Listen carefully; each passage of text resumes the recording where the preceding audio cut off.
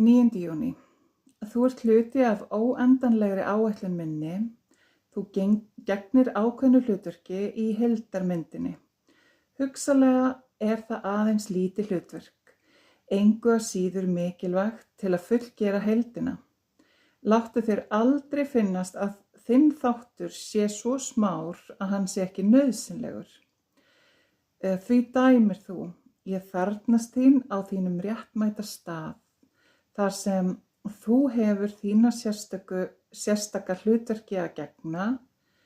Ef þú hefur ekki enn áttað þig á hvert hlutverk þitt er það undir sjálfur þér komið að leita og halda áfram að leita, þangað til þú hefur fundið það.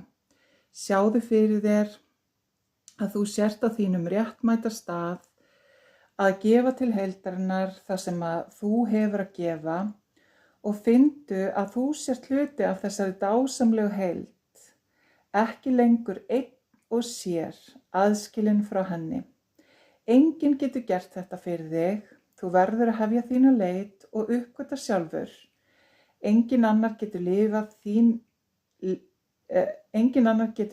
þínu lífi fyrir þig, aðeins þú getur lifað því.